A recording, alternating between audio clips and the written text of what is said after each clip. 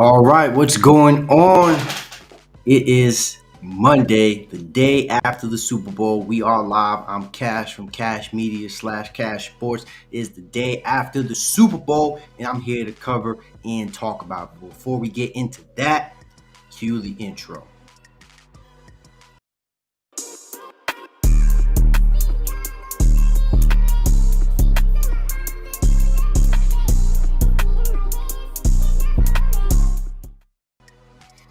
All right. So now we are going to get into it. First things first, man. I want to talk about this.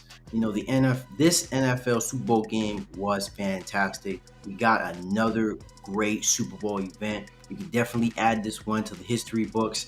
Man, I had no doubt, that we were going to get a good game. We had two really good teams come at it and do their thing, right? Chiefs obviously won the Super Bowl. Patrick Mahomes is Super Bowl MVP, so now he has two Super Bowl MVPs, and the Chiefs are yet again Super Bowl champions. Right, so let's get into it. We're gonna dig into this. I'm gonna put out some information, so please, like and subscribe to Cash Sports. Right, and hit that bell notification button also. So you can tap in and know whenever I go live stream, you guys can tap in, of course, right? Because I also do debates and stuff. But let's get into it. All right, so first things first, I'm going to talk about the losers. Gotta talk about them, right? So we gotta break down this Eagles schedule to begin with. So let's go week for week. All right, so they beat the bottom five defense by 3 points. Sheesh. Kirk Cousins in prime time. Yeah, we understand, how that usually goes. They beat Carson Wentz. I'm not really convinced. They beat Trevor Lawrence before he remembered how to play QB. They do got a good point there. They beat Cardinals without Hopkins or a kicker. Sounds like an advantage to me. All right, and then they beat Cooper Rush. And they beat bottom three team at the time. Yeah, the Steelers weren't really playing that well. Struggled against the Texans. Oh man, that's not a good look. Lost to Tyler Heineke at home. Yeah, I remember that one. That was a bad game for them. They beat 4-12 and won Colts by 1 point. Oh man. They beat Packers by 1 score despite Aaron Rodgers leaving due to injury. Beat Titans in the middle of their 7-game losing streak. Oh man, shaking my head. They beat Daniel Jones. Barely beat literally the worst team in football. Lost after Dak dropped 40 on them. Lost to Andy Dalton by double digits at home. Beat the Giants practice squad by 1 score. Beat Daniel Jones after he used all his power in the wild card. Beat the 49ers QB4 after he used up all his I reread that. And Brock Purdy without elbow ligament. And it also choked 10 points fourth quarter lead in the Super Bowl. Now, I'm going to be honest. I'm not going to go that far. This is obviously here as a joke. I don't agree with them to say that the Philadelphia Eagles were frauds. But, they did have an easy schedule. That was stated in the past. But, they had a great season. They were a great team, nonetheless. You have no argument here, at least, from my standpoint, on how this team played. Because first off, let's bring this up, if anything, not to give the respect, because Jalen Hurts played freaking phenomenal in that game, right? He was efficient as hell. He had over 300 yards passing touchdown, and 3 rushing touchdowns in that game. Now, we obviously know about that fumble that occurred, I believe in the first half of the game. And that set up the Chiefs, I believe, to tie the game. That was a big turnover. But despite that fumble, Jalen Hurts played a phenomenal game.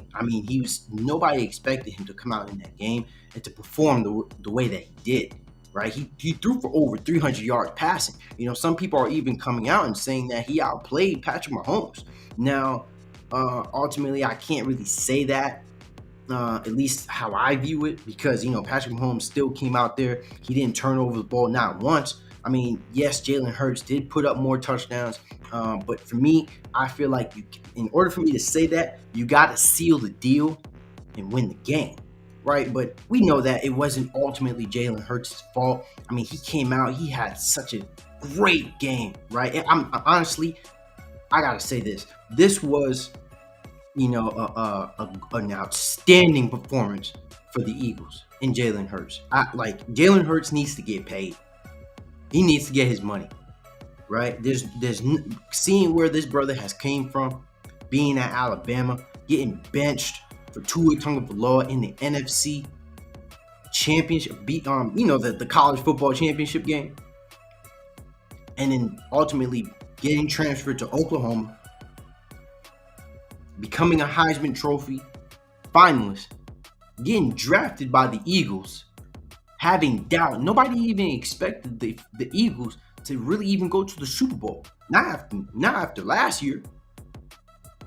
So, they came out from the jump being one of the best teams in football, right? Even myself included. I was saying, Jalen Hurts was the biggest X factor on this team.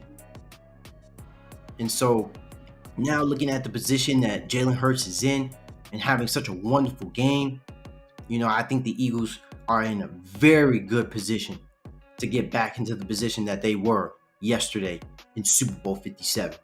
Because for one, they have a high-ass draft pick, right? They're set up. They're set up to win, right? And Jalen Hurts is still on his rookie deal. So this is the opportunity for the Eagles to come back and set the motion, right? The Eagles have nothing to be worried about. They were in a great position. They're in a great position now. Any of those guys on that team, they need to help. They need to have their heads high. I firmly believe that. Nick Sirianni, the GM, Howie Roseman, Jalen Hurts.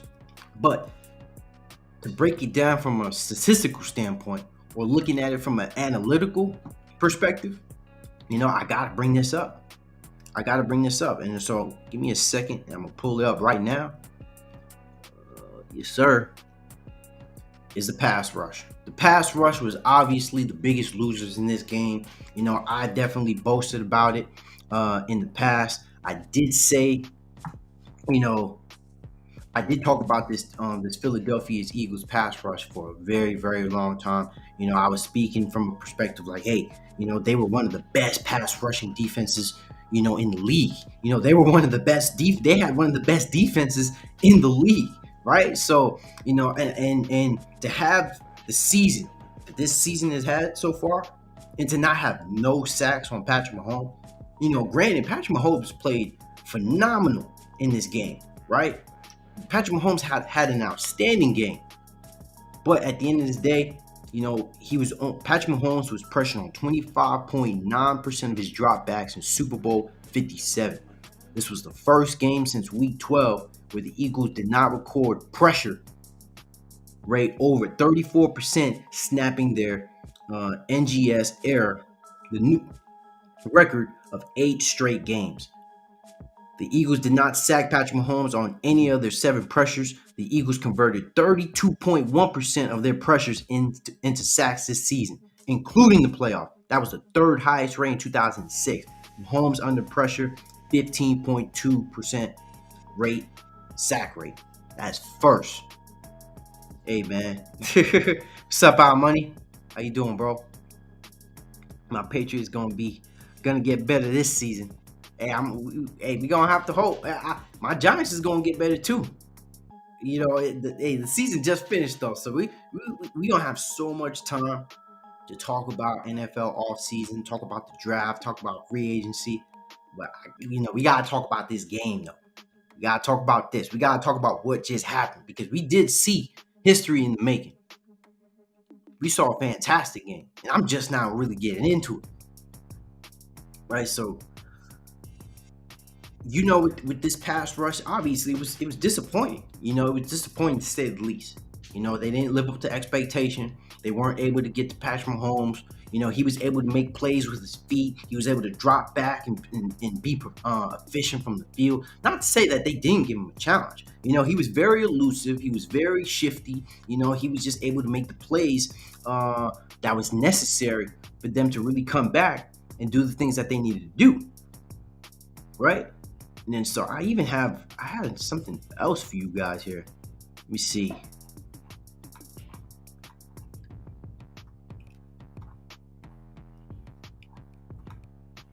Oh man, I had like a lot of stuff. So give me a second here.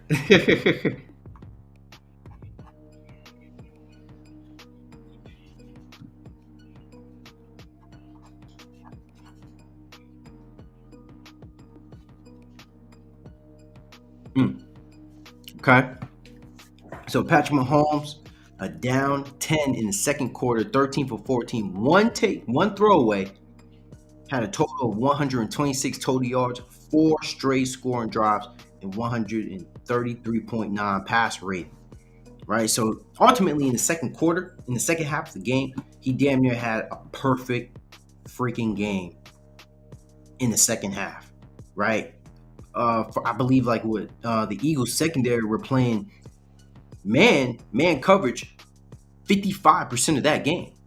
Right. So, going into this game, people were saying that, this passing defense isn't what it's so cracked up to be. Debo Samuel came out, Brandon Ayuk, right, was even firm in saying that they haven't really been tested. They haven't faced a quarterback like Patrick Mahomes before. And so let me tap into the comments real quick. Mahomes is great now. Andy Reid, great now. In my opinion, bro, I thought they were great to begin with. I've seen Andy Reid coach, through his tenure in the Philadelphia Eagles, and he's always giving my team problems. He's beating my Giants in the playoffs, right? Patrick Mahomes, he's in just his 5-year career, playing career at that, right? This is what he's done so far. 2 Super Bowls, 2 Super Bowl MVPs, 2 NFL, right?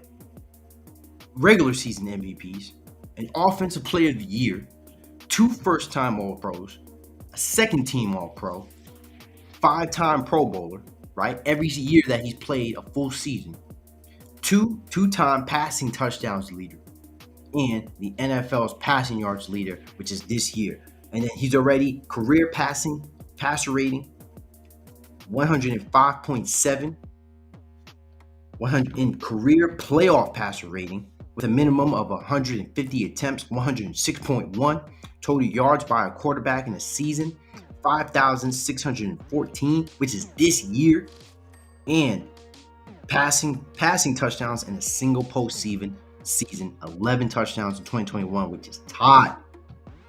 Right? So, he's done this in just a short span of his career. Now, I'm not gonna say that he's gonna be a GOAT just yet. I'm not gonna say he's gonna catch Tom Brady, but he's damn well on the way to do it. Right, Kelsey had a great game, of course. Yeah, he took full advantage of the Eagles doing man 55% of the time. The fumble recovery for the touchdown was huge. Yes, I completely agree. And that's ultimately, that played a huge part into that game later. Even every game, every play mattered. It's always a chess match in the Super Bowl. When it comes down to these 2 high-level teams going against each other, every play counts. Every play has effect. And that obviously played a huge part because that was the only turnover in the game for a touchdown. Turnover at that, but the fact that it happened anyway, right? So that was huge, right? But you're making great points. Everything that you're saying, you're completely right, Al Money. I have nothing to disagree. Except you should have been here earlier, though. I did bring up a little meme about the Eagles. They call them Philadelphia frauds, but I don't feel that way because Jalen Hurts played freaking phenomenal. Right? Nobody came out and expected him to play the way that he did. right? And then so in this postseason alone, he was 72 for 100, 72% in this postseason. 703 passing yards, 7 touchdowns, and 0 interceptions with the Super Bowl MVP. And he did it with the majority of it with a high ankle sprain, an injury that typically sidelines most players for multiple weeks. Right? So this is, he was outperforming for real. He quite literally had one of, if not the best quarterback season we have probably seen so far. I mean, can we argue this at this point? Is this not the greatest quarterback season we've ever seen? I mean, he led the league in passing yards. He led the league in quarterback touchdowns. He didn't throw a pick in the postseason. He won the Super Bowl. He won Super Bowl MVP.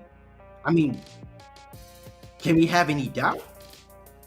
Can we say that he didn't have the best quarterback season that he ever had? And let's not forget, though, too, we were saying Josh Allen was supposed to have this season. Do we not remember? We were saying the Bills were going to win the Super Bowl. We were saying Josh Allen was going to be MVP. We were saying Josh Allen was going to be Super Bowl MVP. Basically, that's what was coming out. Now, I'm not trying to shit on Josh Allen. I'm not trying to take this opportunity to downplay what he's done so far, because Josh Allen is still in a position to compete for an AFC Championship game. But along with Joe Burrow, this is not just a race between Patrick Mahomes and Josh Allen. Joe Burrow has clearly made it known that this is a 3 QB race in the AFC, right? So, and that's that. But at the end of the day, this is what we come to. This was the end result. This was the result of what we've gotten in this fabulous NFL season that we've watched this year. I don't think anybody could disagree how great of a football year this was. Like, for real. Like, can we not say this wasn't a great football season? I mean, there was definitely some mistakes. There was definitely some things that we didn't like as fans, especially when it comes to the penalty, which we will talk about, right? We will talk about that play, because I do have some things to say about it. And it was a hold. It was a hold, man. I mean, we brought up you brought up the fumble, right, Almighty? We talked about the fumble, which was huge, but this was huge too. This was this was almost a game-defying moment. Now, we don't know if the Eagles were going to be able to get the ball back and score a touchdown later on in the game. I mean, there was the very high possibility they would have been able to get within field goal. I mean, they were moving the ball down the field for pretty much most of the game, right? Like, I'm not tripping here. I'm not bugging here. They were able to do that for most of the game. It's not like the Eagles were able to. It's not like the Eagles were able to not get in the red zone. They ultimately were for most of the game. Like, let's be honest here, right? And then so I want to tap into this just to show you guys what type of game this really was. The Eagles had more first downs. They had more third down conversions, more plays, more drives, more passing yards, more total yards, and more time of possession. And they still lost the game. Right? And that's, this is why football is such a chess match. Because you have two great teams, every play was effective. Every play mattered. And it came down to one mistake. One mistake. I can't say, this wasn't a fabulous NFL season. Right? It was a hold for sure. It really nothing to talking holding. No. Oh, okay. I get what you're saying now. No matter when it happens. No, I agree. I 100% agree. It was a hold, man. Now, I understand people's frustration to say that at that time, you don't make that call at that time. Honestly, it's hard not to. For a referee in that position, I mean, sometimes if especially if the player's admitting into it, and when I initially saw it, I was saying it's a hold. You know, you can clearly see that he held on to him past the 5 yard mark. And I don't see that much. You know, I didn't see that much pressure on him to say that he altered him, on the way to his route. But even the corner and Juju Smith-Schuster both stated that it was a hold.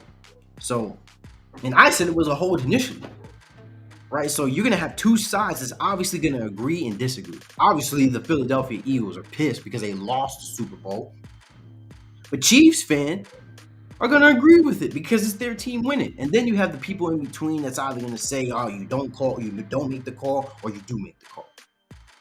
I'm one of those people. You got to make the call, man. If it happens, it happens. It's part of the game, unfortunately, right? Fortunately or unfortunately, it just depends on what side you on.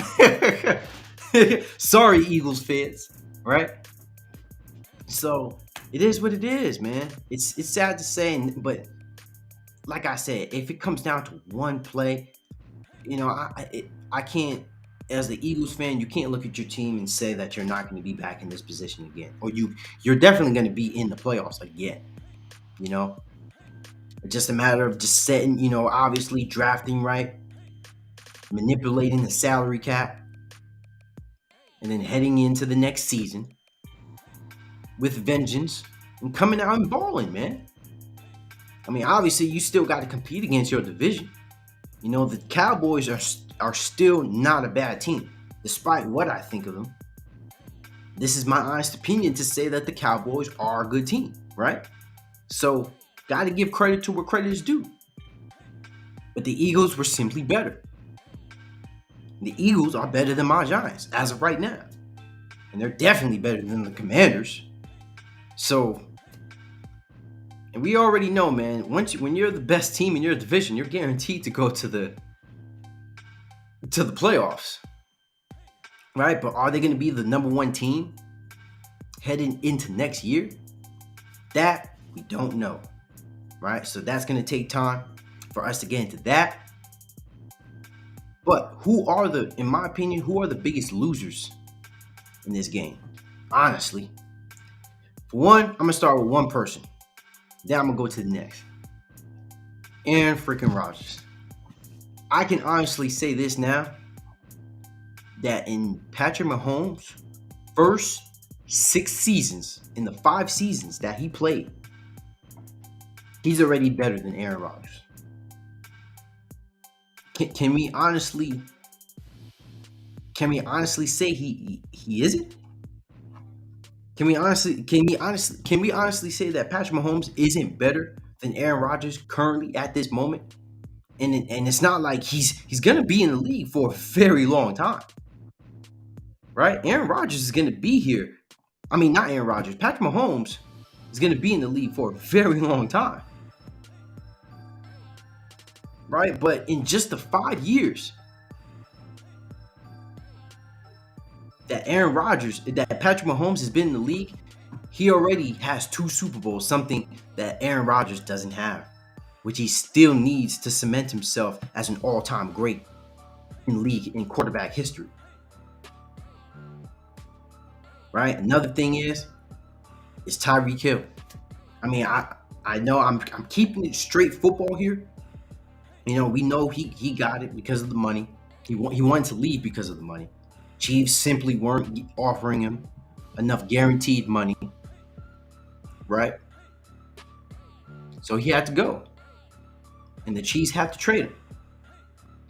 But they made the best requisite trades. They got draft stock. A lot of their guys in their 22-man roster, exclusively on the defense, played starter minutes, and they won a Super Bowl. Right? So I'm only speaking from a standpoint where Tyreek Hill could have been a part of this experience. Once again, but that doesn't take away anything from him.